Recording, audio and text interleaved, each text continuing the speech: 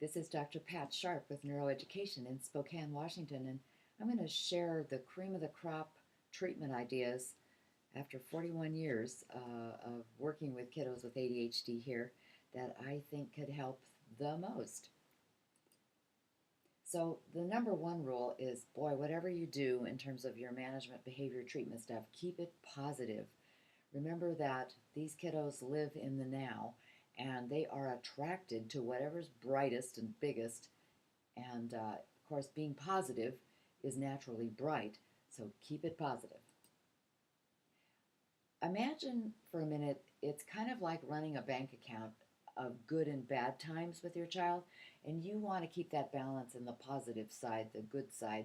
So that means laugh warmly, appropriately, hug if they tolerate that, spend time, just plan to spend time without any nagging at all, let things slip, pick your battles, accept his apologies or her apologies, and then always, every day, find something to praise several times a day. Some cardinal rules are don't nag, because it never works, don't lecture, don't argue. Recall that it takes two people to argue, and they will argue with you, but it doesn't become an argument until you argue back. And do not offer unscheduled advice. It's okay to offer advice that's scheduled, that he knows is coming, like if you're going to go to the grocery store, the little talk in the car before you get into the store, that's scheduled advice. And you tell them, when we get to the store, before we go in, I'm going to go over the rules again. And they'll say, I know, but you're not nagging, you're just giving the rules. Okay, so this is something that we bump into a lot, just in your frustration as parents is, ugh. But imagine that you've been pulled over for running a red light. And you know you've done wrong at that moment because the cop is, approaching you, and he gives you a ticket, which is appropriate, but then he starts calling you stupid and worthless and what are you thinking? And the point is that when you hand out punishment, the ticket, leave all the nasty comments out of it, because that just harms who that child is, and he begins to think more and more that he's a bad person. And he's not a bad person. He's a disabled person, and he's struggling with this. So try to stay out of those arguments about whose fault it was, that you did wrong kind of thing. Try to leave the you out and call the behavior wrong. And you can state that, this was the rule. You broke the rule. There are some preset consequences if you break the rule. And I feel your pain. I know you don't like losing your screen time. And by the way, this losing screen time, even though there's punishments don't really work very well with this population, we have found that in the last 10 years, since screens became so important to kids, that losing that time is the most significantly impactful consequence you can place on them. But don't make it like for 3 days or a week, no matter what the crime was. Make it a couple of hours, but immediately. So the consequence comes right after the impact of what he's done that was a bad choice. So as always, criticize the behavior, not the child. Now, rule number 2 about managing a child with ADHD is, for heaven's sakes, try above all to keep yourself calm. Stop the bickering, the arguing back and forth. Remember, he has a deficiency in frontal lobe's braking ability. So lower your voice, stay calm, state the rule only once. Don't keep saying it over and over and over again. And then get separated from him. I mean, at that point, he's just gone off the deep end, and the wheels have come off the bus, and there's no point in trying to rationalize with him then. So give it some space, give it some time, and then come back and talk about it. And then once you do get some control going, offer a choice, kindly. If it's about something that he wanted and you said no, come back with some other choices. Teach him how to negotiate by being the model for negotiating.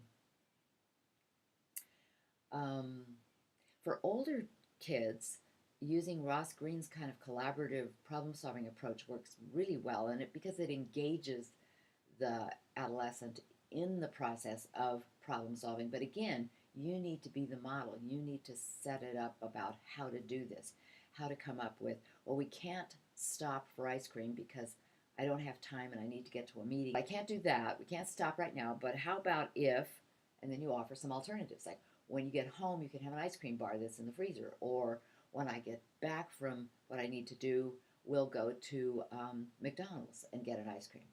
Come up with some solutions. Okay, so number three, the big three thing is, the rule three is keep whatever you're doing organized. Because disorganization is just part of ADHD, and you need to be the frontal lobes, the organizer part of the brain for them, because they can't use it yet. Now, since cell phones have become quite popular and less expensive, we find that for the kids that are responsible enough to not lose one the day they get it, or even the week they get it, a cell phone that's got the functions of a calendar on it and the reminder function ability, those tools, those two tools alone, the calendar and the reminder function, are just hugely useful. So keep that in mind as a good tool. But it also has to be able to be accessed at school as well as at home. You need this team effort going on. That's critical. Now, if the behavior interventions that you've been using aren't enough to control behavior to your, to your acceptable level, don't blame the child. Just go up the next step, which is perhaps looking at medications as a way to help support him, just to take the rough edges off. And your doctor, your medical doctor, is the one to contact about that. And then when you talk to your doctor, ask them to consider using PGT testing. PGT stands for pharmacogenetic testing, and it matches the medication choices to that child's DNA in terms of a research bank of which meds work best with which kinds of enzymes in the brain. So a good place to learn more about that, both for your doctor and for yourself, is this webpage that I've listed here on the card, destinationwell.com. Now, for teachers, you want them to be using lots of visual aids. And the reason for that is that a visual aid is something that stays visible. It doesn't come and go in a temporal way like language does. And I mean, when people are talking and giving directions and just talking, once it passes, it's gone, and he can't retrieve it. He can't get it back again because of the working memory difficulties. So with its visual, you can look back. You can see it again. So lots of visual aids helps. Let him know about any transitions that are coming up, even if it's a thing every single week that Friday they go to PE. Give him a heads up about that so he's kind of prepared.